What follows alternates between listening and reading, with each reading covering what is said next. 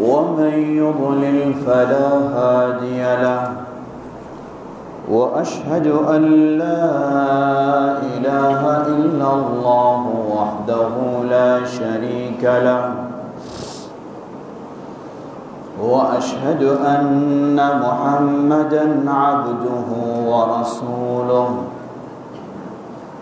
يا أيها الذين آمنوا اتقوا الله حق تقاته ولا تموتن إلا وأنتم مسلمون أما بعد فإن خير الحديث كتاب الله وخير الهدي هدي محمد صلى الله عليه وسلم وشر الأمور محدثاتها وكل محدثة بدعة وكل بدعة ضلالة وكل ضلالة في النار فأعوذ بالله من الشيطان الرجيم بسم الله الرحمن الرحيم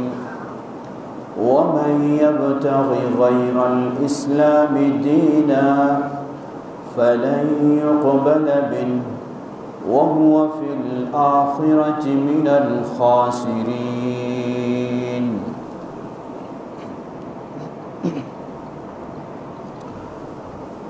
আলহামদুলিল্লাহ শুরুতে আমার প্রশংসা জ্ঞাপন করছি সেই আল্লাহ সুবহানাহু ওয়া তাআলা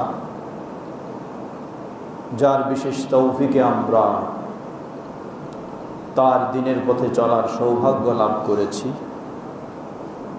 যিনি আমাদেরকে তার দ্বীনের পথে কবুল করেছেন, তারই প্রশংসা জ্ঞাপনার্থে বলি আলহামদুলিল্লাহ।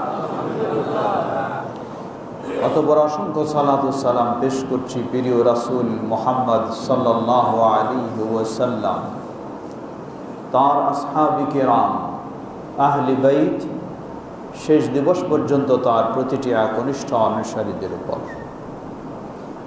সমবেত মুসল্লিবৃন্দ, দীর্ঘদিন আপনাদের মাঝে আসার সুযোগ হয়নি। আজকে বিশেষভাবে আল্লাহ সুবহানাহু ওয়া তাআলা সুযোগ করে দিয়েছেন আপনাদের সাথে জুমার সালাত আদায় করার এবং কিছু মত বিনিময় ও খোঁজ খবর নেওয়ার।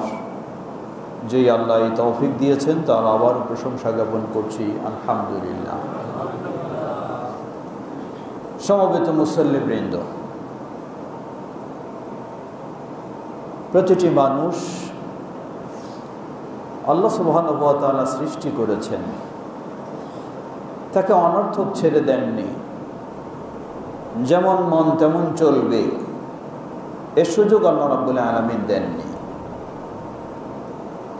এই জন্যই আল্লাহ সুবহানাহু ওয়া তাআলা মানুষেরা যাতে সঠিক পথে চলতে পারে, আল্লাহ সুবহানাহু ওয়া তাআলা যেই সম্মান ও মর্যাদা দিয়ে মানুষকে সৃষ্টি করেছেন, মানুষ যেন তার সেই সম্মান মর্যাদা ধরে রাখতে পারে, এজন্য আল্লাহ রাব্বুল আলামিন আমাদের জন্য একটি দ্বীন দিয়েছেন। সেই দ্বীন ইন্নাদ-দীনা ইনদাল্লাহিল ইসলাম, আল্লাহর মনোনীত আমাদের জন্য দ্বীন হলো ইসলাম। সুতরাং মানুষ হিসাবে যদি আমি আমার মর্যাদা লাভ করতে চাই, আমি আমার মর্যাদা ধরে থাকতে চাই, মানুষ হিসাবে যদি আমি আমার শ্রেষ্ঠত্বের উপর প্রতিষ্ঠিত থাকতে চাই, আমাকে অবশ্যই আল্লাহর এই দ্বীন মেনে চলতে হবে। না হলে আমি কখনো আমার মানুষ হিসাবে যে মর্যাদা, সেই মর্যাদাকে ধরে রাখতে পারবো না, সেই মর্যাদার উপর প্রতিষ্ঠিত থাকতে পারবো না। এই জন্য আল্লাহ সুবহানাহু ওয়া তাআলা বলেন, লাকাদ যারা'না লিজাহান্নামা কাসীরাম মিনাল জিন্নি ওয়াল ইনস। অধিকাংশ অনেক জিন এবং ইনসকে, জিন ও ইনসানকে জাহান্নামের দিকে ফেলে দিয়েছি। কাদের? যাদেরকে আল্লাহ সুবহানাহু ওয়া তাআলা হৃদয় দিয়েছেন, কিন্তু এই হৃদয় দিয়ে ভালো মন্দ বাজ বিচার করে না। যাদেরকে আল্লাহ সুবহানাহু ওয়া তাআলা দৃষ্টিশক্তি দিয়েছেন, কিন্তু এই দৃষ্টিশক্তি দিয়ে ভালোটা দেখে না, ভালোটা গ্রহণ করে না। শ্রবণ শক্তি দিয়েছেন, সেই শ্রবণ শক্তিকেও সেভাবে ব্যবহার করে না। আল্লাহ বলছেন উলাইকা কাল আনআম, এদের বডিটা দেখতে হয়তো মানুষের মতো, কিন্তু তাদের বিবেক বুদ্ধি হারিয়ে ফেলার কারণে, দৃষ্টি শ্রবণকে উপযুক্ত কাজে ব্যবহার না করার কারণে কাল আনআম, চতুষ্পদ জীব জানোয়ারের মতো। তার কাছে হিতাহিত জ্ঞান নেই, ভালো মন্দের বোধ নেই, ভালো মন্দের বাজ বিচার নেই। যেমন একজন মাতাল নেশাগ্রস্ত মানুষ, এই মাতাল নেশাগ্রস্ত মানুষটাকে কি বলতে পারি? না তার হিতাহিত জ্ঞান রয়েছে, না তার ভালো মন্দ বাছাই করার কিছু যোগ্যতা রয়েছে, না তার নিজের পরিবারটাকে ভালো কিছু সেবা দেওয়ার যোগ্যতা রয়েছে, না তার কাছ থেকে সমাজ কিছু পাবে, না তার কাছ থেকে দেশ কিছু পাবে, কোনোটাই নাই। আল্লাহ সুবহানাহু ওয়া তাআলা বললেন যে এমন ব্যক্তিরা কাল আনআম, চতুষ্পদ জানোয়ারের মতো। বাল হুম আদাল, বরং চতুষ্পদ জানোয়ারেও এই ব্যক্তিদের চেয়ে ভালো আছে। কারণ চতুষ্পদ জানোয়ারকে আল্লাহ সুবহানাহু ওয়া তাআলা যে জন্য সৃষ্টি করেছেন, সেই উদ্দেশ্য সফল হচ্ছে। মানুষ চতুষ্পদ জানোয়ার দিয়ে সেবা নিচ্ছে, হালাল প্রাণী সেগুলি জবাই করে তাদের রুজি রোজগার, তাদের চাহিদা মেটাচ্ছে। তাহলে চতুষ্পদ জানোয়ার, তাকে আল্লাহ সুবহানাহু ওয়া তাআলা যে জন্য সৃষ্টি করেছেন, সেটাও যথাযথ উদ্দেশ্য সফল হচ্ছে। আর এই মানুষটাকে আল্লাহ সুবহানাহু ওয়া তাআলা যে জন্য সৃষ্টি করলেন, কোনোই সফল হয় না। না নিজে নিজের কোনো উপকার করতে পারে, না তার পরিবারকে উপকৃত করতে পারে, না তার সমাজকে উপকৃত করতে পারে, না তার দেশকে উপকৃত করতে পারে। সমবেত দিনী ভাইয়েরা আমার, এজন্যই আল্লাহ সুবহানাহু ওয়া তাআলা বলেন ওয়ামাই ইয়াবতাগি গায়রাল ইসলামি দীনা ফালা ইউকবালা মিনহু ওয়া হুয়া ফিল আখিরাতি মিনাল খাসিরিন। এই ইসলাম দেওয়ার পরেও যে ব্যক্তি এই ইসলাম ছাড়া ভিন্ন কোনো মতবাদ তালাশ করে, তার জীবনটা পরিচালনার জন্য মানবরচিত কোনো মতবাদ, পাশ্চাত্যের মতবাদ বলুন, আরও ভিন্ন কোনো মতবাদ বলুন, অথবা ইসলামের নাম দিয়েও মন গড়া কোনো মতবাদ বলুন, সব একই বিষয়। ফাউলাইকা হুমুল খাসিরুন ফালা ইউকবালা মিনহু ওয়া হুয়া ফিল আখিরাতি মিনাল খাসিরিন।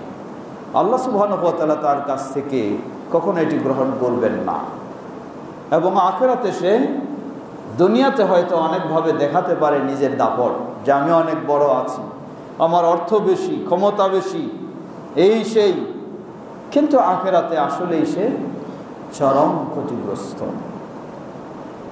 সুতরাং আবারও প্রশংসা সেই আল্লাহ সুবহানাহু ওয়া তাআলা, যেই আল্লাহ আমাদেরকে ইসলামের দিকে পথ দেখিয়েছেন, আলহামদুলিল্লাহ। যেই আল্লাহ ইসলামের পথে চলার কারণে আজকে মসজিদে আসা আমাদের জন্য সহজ করে দিয়েছেন, আলহামদুলিল্লাহ।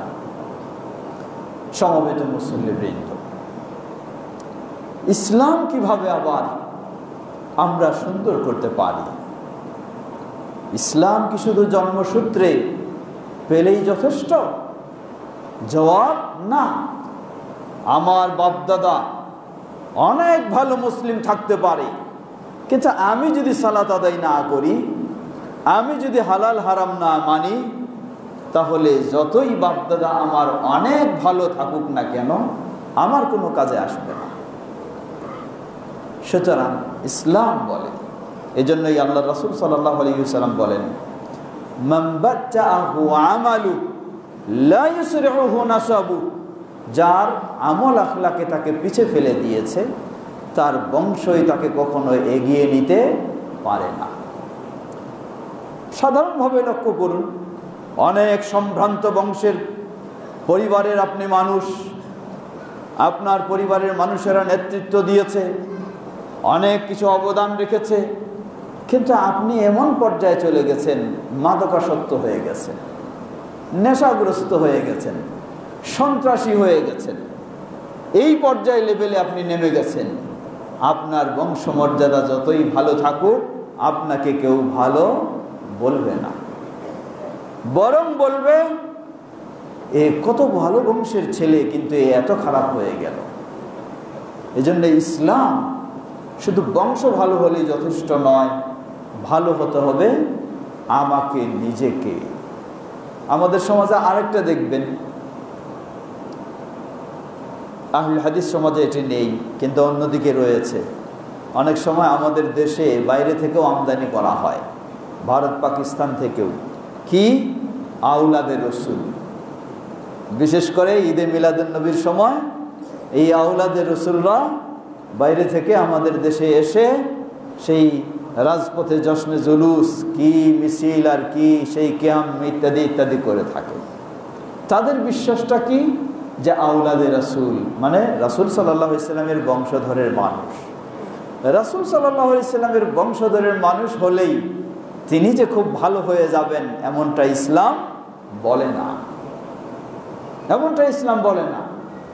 এমন কি রাসূল সাল্লাল্লাহু আলাইহি ওয়াসাল্লামের বংশের মানুষ শুধু নয়, যিনি গোটা 10টি বছর রাসূল সাল্লাল্লাহু আলাইহি ওয়াসাল্লামকে সর্বদিক থেকে সহযোগিতা দিয়েছেন, ইসলাম প্রচারে, তাওহীদ প্রচারে তার পাশে দাঁড়িয়েছিলেন সব সময়, প্রিয় চাচা আবু তালেব।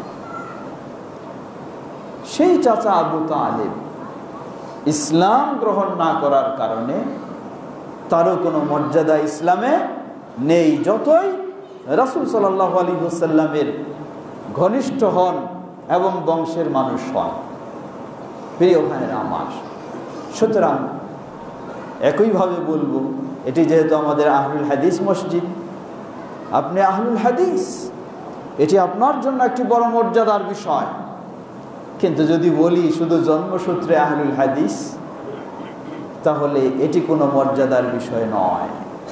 মর্যাদার বিষয় হবে যখন আপনি আকীদার সূত্রে আহলুল হাদিস, যখন আপনি আমলের সূত্রে আহলুল হাদিস, তখন আপনার জন্য মর্যাদার বিষয়, তখন আপনার জন্য জান্নাতের আশা করার বিষয়। সুতরাং যে বিষয় বলতে চাচ্ছিলাম, প্রথম বিষয় হলো আল্লাহ আমাদেরকে সম্মানিত করেছেন ইসলাম পাওয়ার মাধ্যমে। দ্বিতীয় হলো এই ইসলামকে আমরা যত সুন্দর করে নিতে পারবো, আল্লাহর কাছে আমরা তত সুন্দর হতে পারব। আল্লাহ রাব্বুল আলামিন বলেন, ইন্নামা আকরামাকুম ইনদাল্লাহ আতকাকুম, তোমাদের মাঝে আল্লাহর কাছে সম্মানিত তো সেই ব্যক্তি যার সম্পদ বেশি, নাকি তা নয়, যার ক্ষমতা বেশি তা নয়, যার চেহারা সুন্দর বেশি তাও নয়, যার স্বাস্থ্য খুব বেশি ভালো তাও নয়। ইন্নামা আকরামাকুম ইনদাল্লাহ আতকাকুম, তোমাদের মাঝে আল্লাহর কাছে সবচেয়ে বেশি সম্মানী সেই যে তোমাদের মাঝে সবচেয়ে বেশি ঈমানদার। আল্লাহ আমাদেরকে সবচেয়ে বেশি ঈমানদার হয়ে সম্মানিত হওয়ার তৌফিক দান করুন। ঈমানের মাধ্যমে যেন আমরা মর্যাদাশীল হতে পারি, আল্লাহ আমাদেরকে সে তৌফিক দান করুন। সমবেত মুসল্লিবৃন্দ, সুতরাং ইসলাম পাওয়াটা যেমন একটি আনন্দের বিষয়, মর্যাদার বিষয়, সৌভাগ্যের বিষয়, কিন্তু শুধু ইসলাম পাওয়াই যথেষ্ট নয়, ইসলাম হতে হবে সুন্দর। আল্লাহ সুবহানাহু ওয়া তাআলা জন্ম মৃত্যুকে সৃষ্টি করেছেন কেন? লিয়াবলুয়াকুম আইয়ুকুম আহসানু আমালা, তোমাদের মাঝে আমলের দিক থেকে সবচেয়ে কে বেশি অধিক উত্তম হয়, সংখ্যায় বেশি নয়, আমলের দিক থেকে সবচেয়ে কে বেশি অধিক উত্তম হয়, তাহলে সেই ব্যক্তি হলেন মর্যাদাশীল, সেই ব্যক্তি হলেন সম্মানিত। আপনি আপনার আমলটাকে সুন্দর করার ক্ষেত্রে, আপনার ঈমানটাকে সুন্দর করার ক্ষেত্রে যে বিষয়গুলিকে সবচেয়ে বেশি গুরুত্ব দিতে হবে আপনার জীবনে, তা হলো মূল দুটি বিষয়। পালনের ক্ষেত্রে এই দুটিকে সবচেয়ে বেশি গুরুত্ব দিতে হবে, অপর বর্জনের ক্ষেত্রে দুটি জিনিসকে সবচেয়ে বেশি গুরুত্ব দিতে হবে। পালনের ক্ষেত্রে সবচেয়ে বেশি গুরুত্ব দেবেন, প্রথম হলো তাওহীদ, আল্লাহ সুবহানাহু ওয়া তাআলার একত্ববাদ। দ্বিতীয় হলো সুন্নাহ, নবী মুহাম্মদ সাল্লাল্লাহু আলাইহি ওয়াসাল্লামের সুন্নাহ। এই দুটি হলো পালনের ক্ষেত্রে বেশি, কারণ এই দুটির মাধ্যমে আমার ইসলাম শুরু হয়েছে। আমি সাক্ষ্য দিয়েছি আশহাদু আল্লা ইলাহা ইল্লাল্লাহু ওয়াহদাহু লা শারীকা লাহু, এটাই হলো তাওহীদের সাক্ষ্য। ওয়া আশহাদু আন্না মুহাম্মাদান আবদুহু ওয়া রাসূলুহু, এটি হলো সুন্নাহর সাক্ষ্য। আমি এই দুই সাক্ষ্য দিয়ে ইসলামে প্রবেশ করেছি। সুতরাং ইসলামের মূল বিষয় হলো এই দুটি। তাওহীদকে আপনি জানবেন, তাওহীদের উপর আপনি প্রতিষ্ঠিত থাকবেন। আল্লাহ সুবহানাহু ওয়া তাআলা বলেন, আল্লাযীনা আমানু ওয়া লাম ইয়ালবিসু ঈমানাহুম বিযুলম উলাইকা লাহুমুল আমনু ওয়া হুম মুহতাদুন। আল্লাযীনা আমানু ওয়া লাম ইয়ালবিসু ঈমানাহুম বিযুলম, যারা ঈমান এনেছে কিন্তু তাদের ঈমানটাকে জুলমের সাথে মিশ্রিত করে নাই। জুলম কি জিনিস? জুলম হলো শিরক। এই আয়াত যখন নাজিল হয়, সাহাবায়ে কেরাম আয়াতটা নিয়ে খুব কঠিন মনোভব করলেন।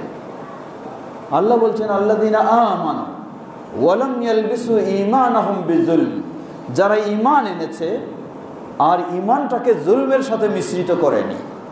ফাউলাইকা লাহুমুল আমনু ওয়া হুম মুহতাদুন, তাদের জন্যই দুনিয়া এবং আখিরাতে নিরাপত্তা, তারাই নিরাপদ। ওয়া হুম মুহতাদুন, তারাই হলো সঠিক পথের হেদায়েত প্রাপ্ত।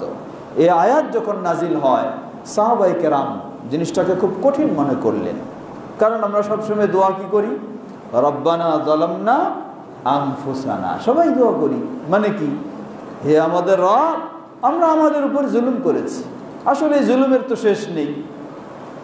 নিজের উপর জুলুম করি, পরিবারের উপর জুলুম করি, সন্তানদের উপরে জুলুম করি, প্রতিবেশীর উপর জুলুম করি, দেশবাসীর উপরে জুলুম করি। জুলুমের তো শেষ নেই।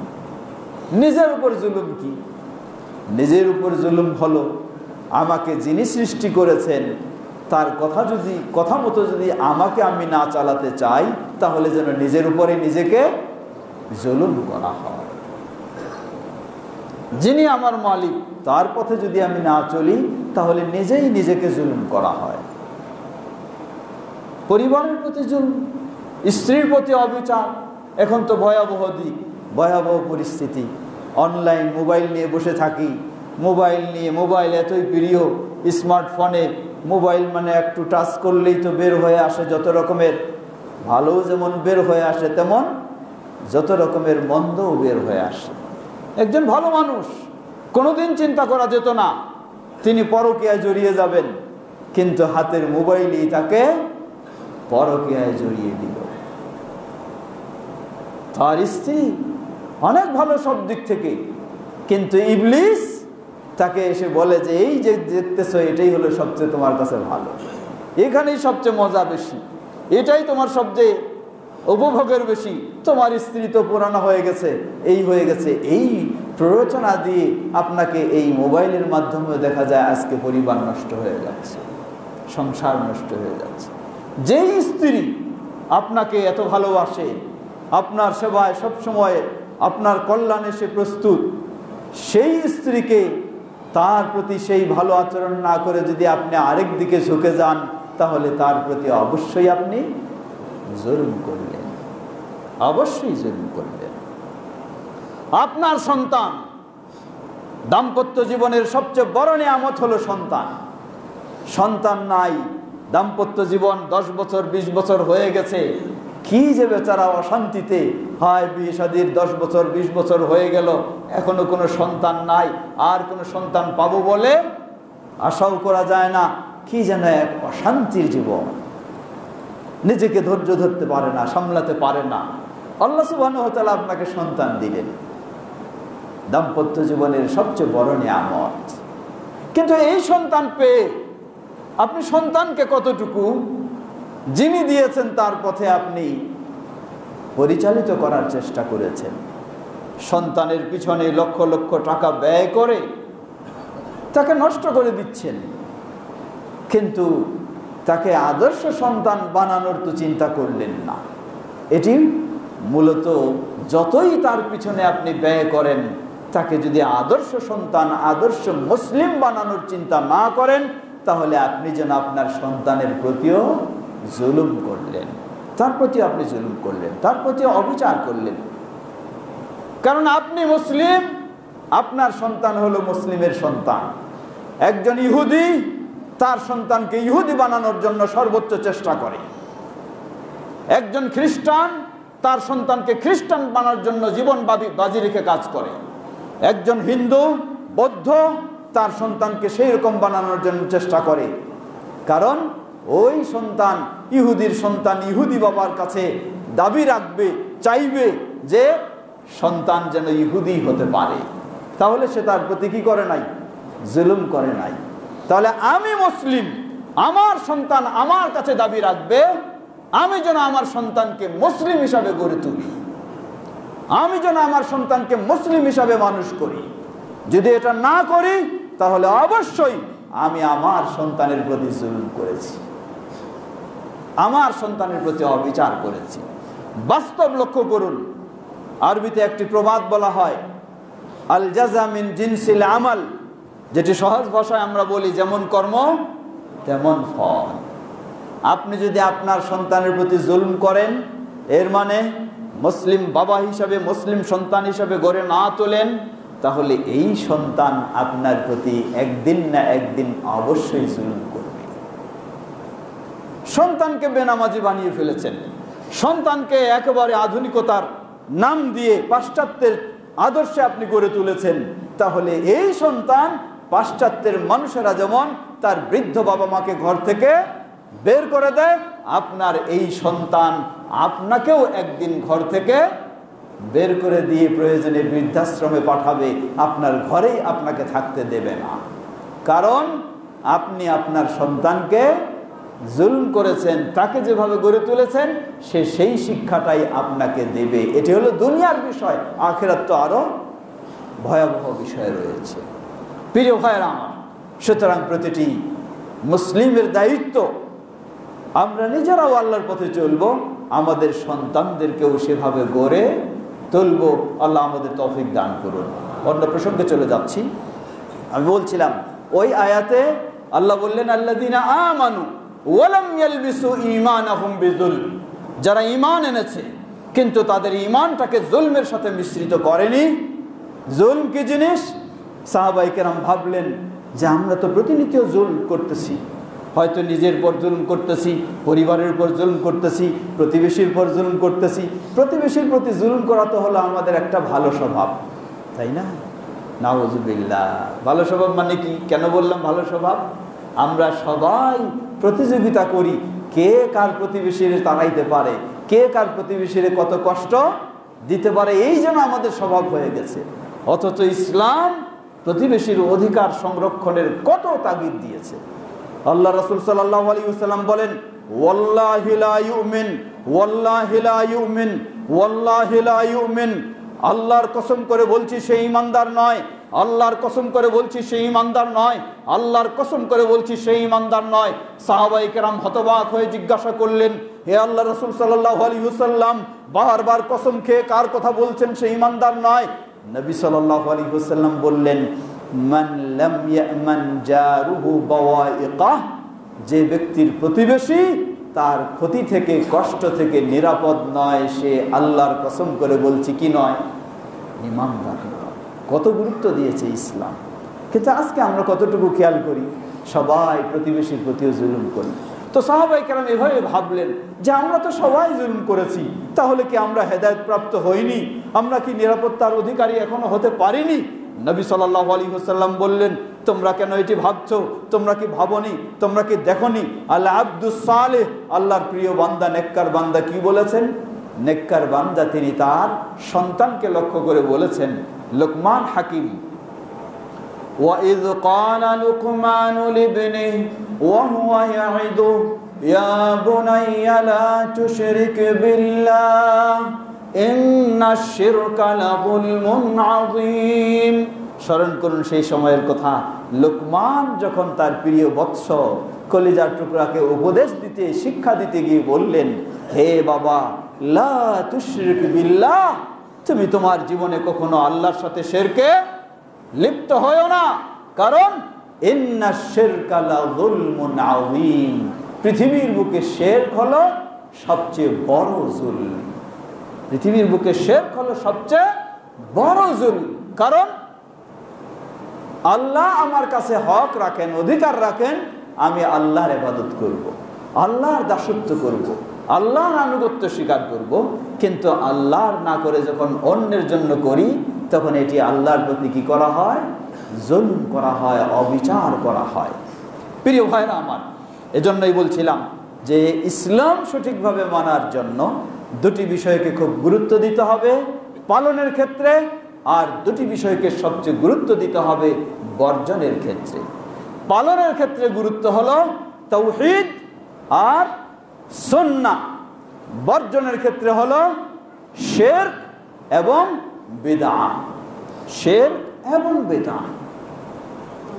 পালনের ক্ষেত্রে তাওহীদ, লক্ষ্য করুন আল্লাহর একত্ববাদের বিষয়ে তাওহীদ মানে হলো, তাওহীদ মানে সকল ক্ষেত্রে, স্বল্পতার মধ্যে কিছু বলার বিস্তারিত সুযোগ নেই, সকল ক্ষেত্রে আপনি যেমন আল্লাহ সুবহানাহু ওয়া তাআলাকে মনে করবেন তিনি একমাত্র স্রষ্টা, তিনি একমাত্র মালিক, তিনি একমাত্র সবকিছুর অধিকারী, ঠিক তেমনিভাবে আপনি একমাত্র আল্লাহ সুবহানাহু ওয়া তাআলার জন্যই আপনার জীবনের সকল ইবাদত সম্পাদন করবেন। এই তাওহীদের উপরে যদি আপনি প্রতিষ্ঠিত থাকতে পারেন, জান্নাত আপনার জন্য সুনিশ্চিত।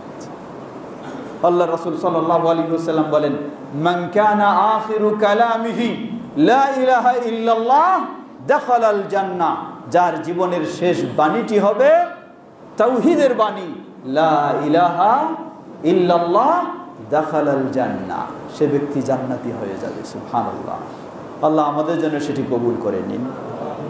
তাওহীদের মর্যাদা দেখুন, মানুষ মাত্র ভুল ত্রুটি করবে, গুনাহ হবে, কিন্তু আপনি যখন তাওহীদের উপরে থাকবেন এবং শিরক মুক্ত থাকার চেষ্টা করবেন, আল্লাহ সুবহানাহু ওয়া তাআলা বলেন হাদিসে কুদসি, ইয়া ইবনা আদম লাউ আতাইতানি বিকুরাবিল আরদি খাতায়া, হে আদম সন্তান, তুমি যদি গোটা পৃথিবীর সমান গুনাহ নিয়ে আমার কাছে আসো। কিরকম গুনাহ? গোটা পৃথিবীর সমান যদি গুনাহ নিয়ে আমার কাছে আসো, কিন্তু একটি শর্ত, লাম তুশরিক বি শাইআ, আমার সাথে তুমি কখনো শিরকে লিপ্ত হও নাই, শিরকের গুনাহ করো নাই। অন্য গুনাহ অনেক হয়েছে, হয়তো কখনো মিথ্যা কথা বলেছেন, কখনো অশ্লীল কিছু কাজ করে ফেলেছেন, আরো কিছু করেছে, অনেক গুনাহ হয়েছে, কিন্তু গুনাহটা কিসের হয়নি? শিরকের গুনাহ হয় নাই। আল্লাহ সুবহানাহু ওয়া তাআলা বলেন, লা আতাইতুকা বিকুরাবিহা মাগফিরা, তাহলে আমিও তোমাকে গোটা পৃথিবীর সমান ক্ষমা দান করব। সুবহানাল্লাহ। প্রিয় ভাইরা আমার, এজন্য মানুষের জীবনে শুধু নামকা বস্তে মানুষেরা মুসলিম, আমিও মুসলিম, এটি হলে যথেষ্ট নয়। আপনাকে অবশ্যই নিশ্চিত হতে হবে আপনি যেন তাওহীদের উপরে থাকতে পারেন এবং সকল প্রকার শিরক থেকে যেন আপনি মুক্ত থাকতে পারেন, সেটি সর্বোচ্চ আপনাকে চেষ্টা করে যেতে হবে। আল্লাহ আমাদের সকলকে সে তৌফিক দান করুন, আমরা যেন তাওহীদের উপরে অটল থেকে সকল প্রকার শিরক থেকে বিরত থাকতে পারি। আল্লাহ আমাদের জন্য সেটি সহজ করে দিন। ওয়া আখিরু দাওয়ানা আনিল হামদুলিল্লাহি রাব্বিল আলামিন। সাল্লাল্লাহু আলাইহি ওয়া সাল্লাম।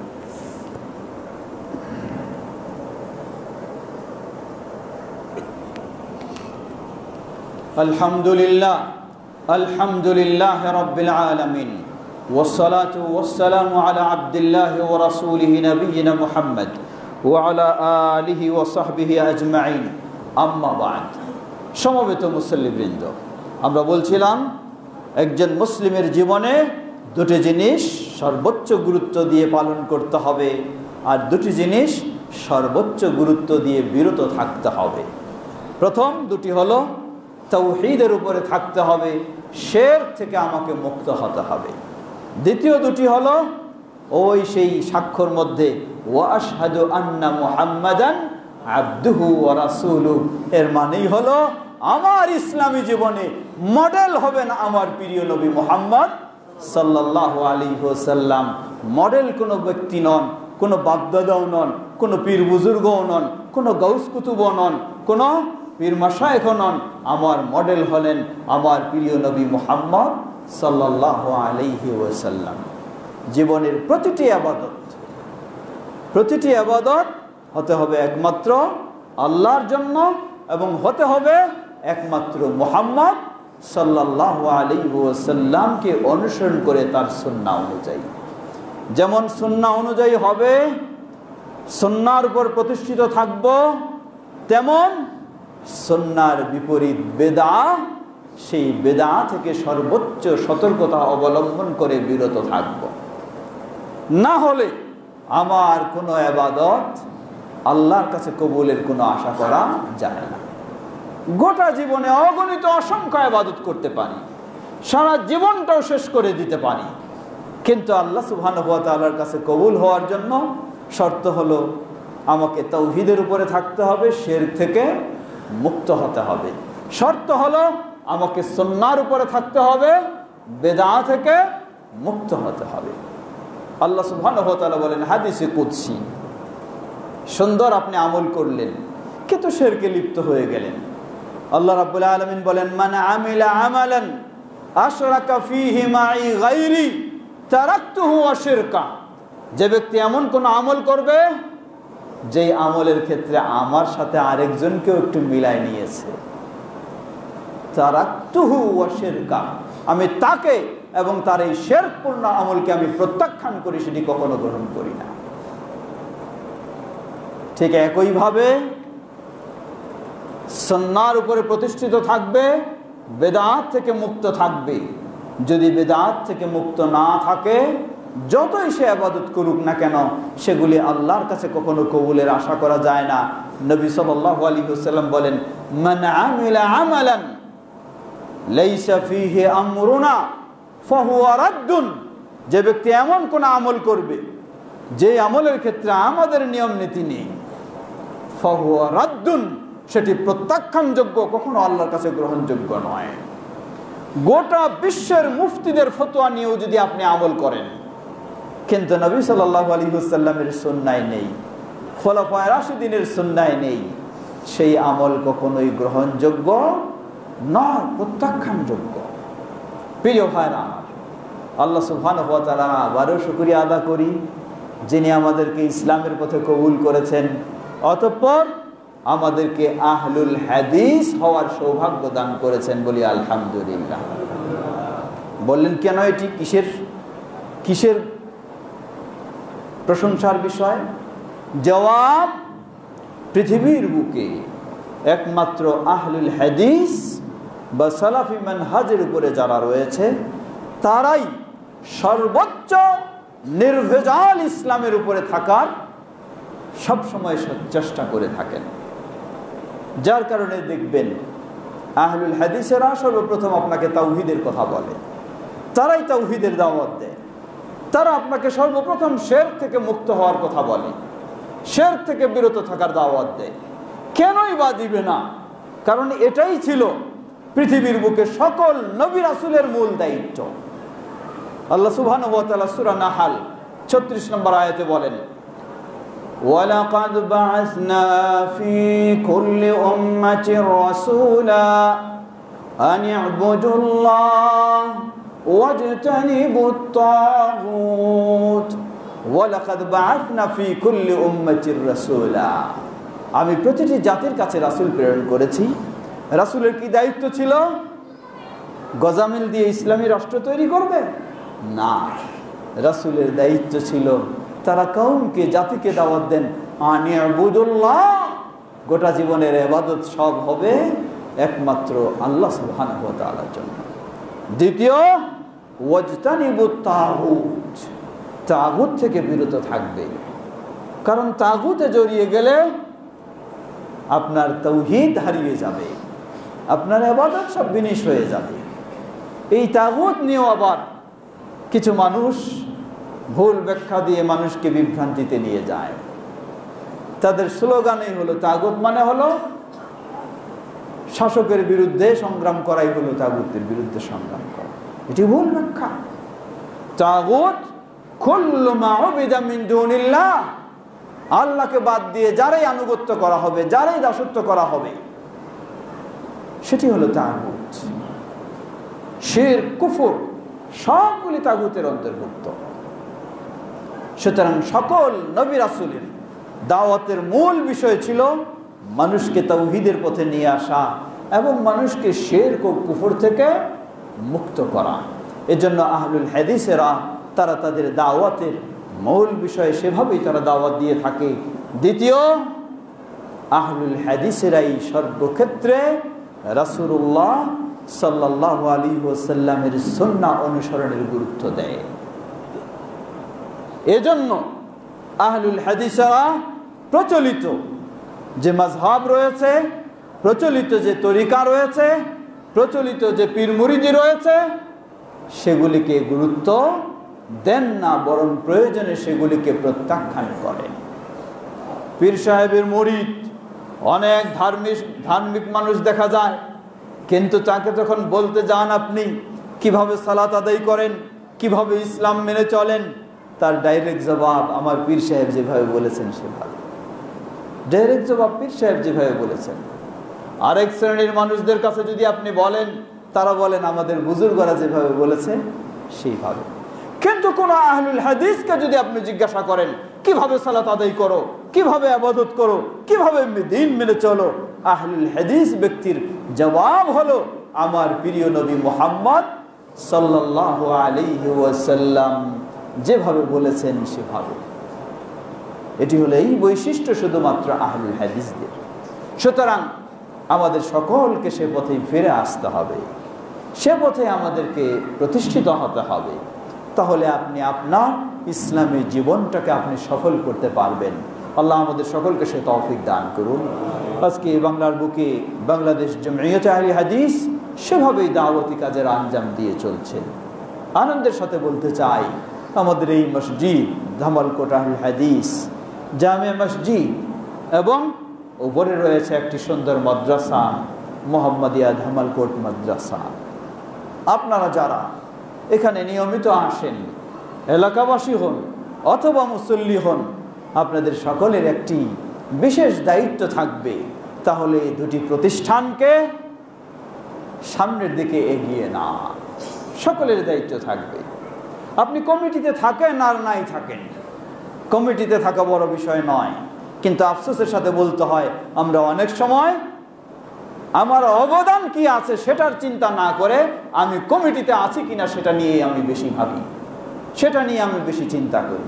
এজন্য আমি সর্বক্ষেত্রে বলে থাকি, আপনি দুনিয়ার তালিকায় আছেন কিনা এটা দেখবেন না, আপনি দেখবেন আল্লাহর তালিকায় আছেন কিনা। যদি দুনিয়ার হাজারো তালিকায় থাকেন আর আল্লাহর তালিকায় আপনি না থাকেন, আপনার সব কিছু বরবাদ হবে, কোনো কাজে লাগবে না। আর দুনিয়ার কোন তালিকায় যদি আপনি না থাকেন কিন্তু আল্লাহর তালিকায় থাকেন, আপনি কেউ যদি আপনাকে নাও চিনে, নাও জানে, নাও বুঝতে পারে আপনি কি অবদান রাখছেন, কিন্তু এর প্রতিদান আপনি আল্লাহ সুবহানাহু ওয়া তাআলার কাছে শতভাগ পাবেন ইনশাআল্লাহ। প্রিয় ভাইরা আমার, তাই আমি অনুরোধ জানাবো, এই প্রতিষ্ঠান আমাদের আহলুল হাদিসদের, এই মাদ্রাসা আমাদের আহলুল হাদিসদের। সুতরাং আপনার একটি নৈতিক দায়িত্ব, আপনার একটি ঈমানি দায়িত্ব, এটা কিভাবে আরো সুন্দর করা যায় সেজন্য আপনাকে ভূমিকা রাখতেই হবে। বিশেষ করে যদি আপনার কাঁধে পরিচালনার দায়িত্ব অর্পণ করা হয়, তাহলে এটি আপনার জন্য ফরজে আইন হয়ে যায়। একজন সাধারণ মুসল্লি, আপনি এখানে আসেন, সালাত আদায় করেন, আপনার জন্য সাধ্যপক্ষে আপনি জিনিসটি চেষ্টা করবেন। এটি আপনার দায়িত্ব, কিন্তু আপনার জন্য ফরজে আইন নয়। কিন্তু আমার কাঁধে যদি দায়িত্ব অর্পণ করা হয় এটি পরিচালনা করার, এটি দেখাশোনা করার, তাহলে আমার জন্য এটি ফরজে আইন হয়ে যাবে। আমার জন্য এটি ফরজে আইন, আমাকে করতেই হবে এটা। আমি স্বেচ্ছাসেবা দিব ঠিকই, এর বিনিময়ে কিছু নেব না ঠিকই, কিন্তু তবু আমি বলতে পারবো না যে আমি তো কিছু বিনিময় নেই না, তাহলে আমার এত মাথা ঘামানোর দরকার কি, আমার এত চিন্তা করার দরকার কি, আমার এটা নিয়ে এত টেনশন করার দরকার কি। না, আপনি যখন দায়িত্বে রয়েছেন, মানুষ আপনাকে জিজ্ঞাসা না করলেও আল্লাহ সুবহানাহু ওয়া তাআলা আপনাকে জিজ্ঞাসা করবেন। আল্লাহর আদালতে আপনি জবাবদিহির সম্মুখীন হবেন। আল্লাহ রাসূল সাল্লাল্লাহু আলাইহি ওয়াসাল্লাম বলেন, আলা কুল্লুকুম মাসউল রাইন ওয়া কুল্লুকুম মাসউলুন আন রাইয়াতি, জেনে রাখো তোমরা সবাই দায়িত্বশীল, আর দায়িত্বশীলতা সম্পর্কে আল্লাহর কাছে জবাবদিহির সম্মুখীন হতে হবে। লক্ষ্য করুন, রাসূল সাল্লাল্লাহু আলাইহি ওয়াসাল্লামের কাছে একজন সাহাবী, প্রসিদ্ধ সাহাবী আবু যার গিফারি রাদিয়াল্লাহু আনহু আবেদন রাখলেন, বললেন, হে আল্লাহ রাসূল সাল্লাল্লাহু আলাইহি ওয়াসাল্লাম, আমারও আগ্রহ হয় আপনি আমাকেও কোনো দায়িত্বে নিয়োগ দেন।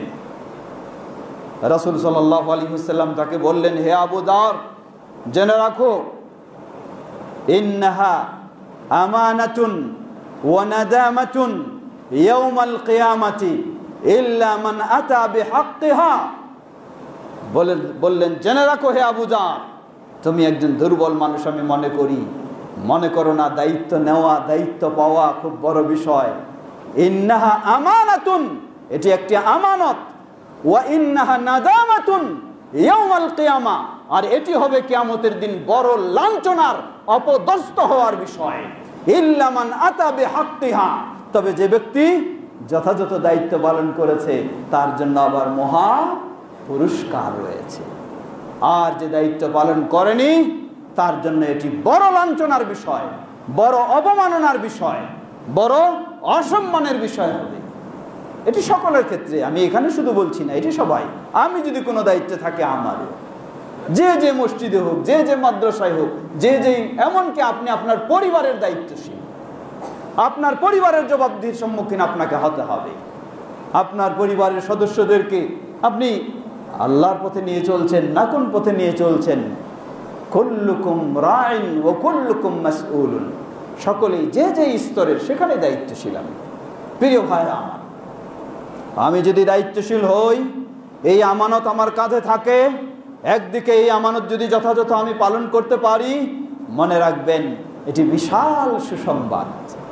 আমার দায়িত্ব নিয়ে, আমার কাছে দায়িত্ব থেকে যদি এই মসজিদকে সুন্দরভাবে চালাতে পারি, মাদ্রাসাকে সুন্দরভাবে চালাতে পারি, মনে রাখবেন বিশাল সুসংবাদ।